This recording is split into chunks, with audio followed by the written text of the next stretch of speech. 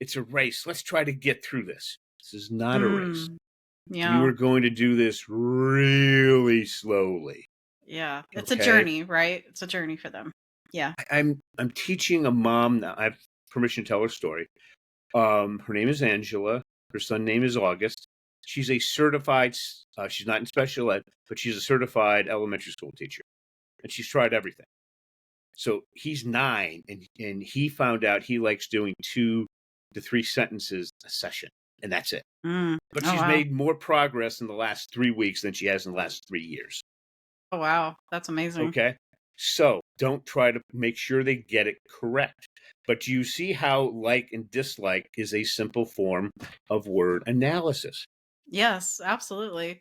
Wow. Okay. And I love that exercise too, Russell, because it shows that there's a difference between how dyslexic kids and adults, how they process it, and how someone like me that's not dyslexic, it's just so automatic for me to want to correct it.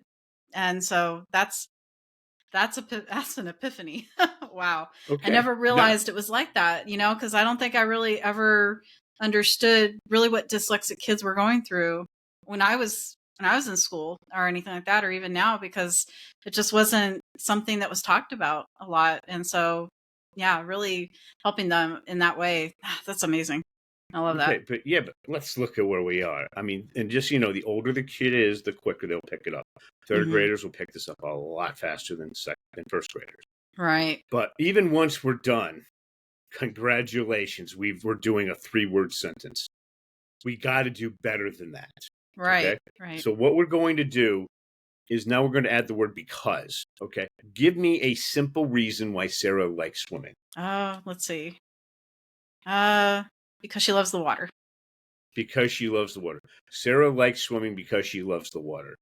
And what you got there is a whole mess of misspelled words. Okay. Now, the traditional way of teaching spelling to me is archaic, inefficient, and not based on the current science. So now I'm going to tell you how we're going to do this, because when I did my initial study, those kids, their spelling and grammar was atrocious.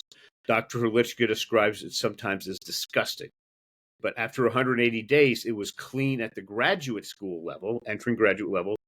And guess what? Susan Ford, the teacher, spent almost no time on spelling and grammar to autocorrect it. Oh, wow. That's great. Now, I'm going to show you how we're going to autocorrect this. This is really important. What you're going to tell the student is before they put the period down, they can ask any question, okay? But let's say, what was the reason you said again? Because she what? Well, let's just say she enjoys the water.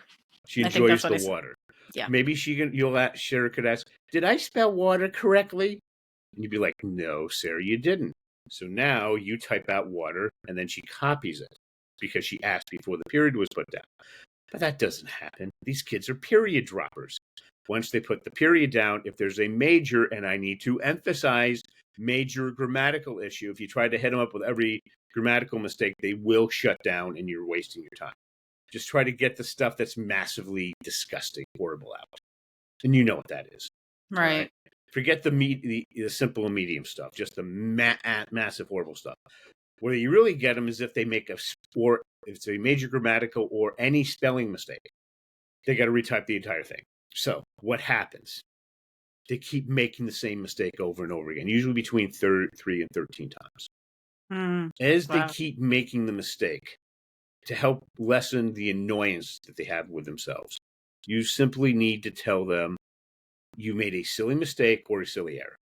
A silly mistake or a silly error. Okay? Now, once they understand that they're going to keep retyping, they're going to keep making the same mistake. Each time, they're going to start getting more annoyed with themselves. Then what's going to happen is they're going to start to hyper-focus. To around 9 to 13 times, they're focusing so hard you might see sweat coming down. Wow. Okay? And then finally, they'll keep getting it wrong until they get it correct. All right? And then you move on to the next one. You want them to keep repeating this until they do all 20 perfectly. Don't try to rush this.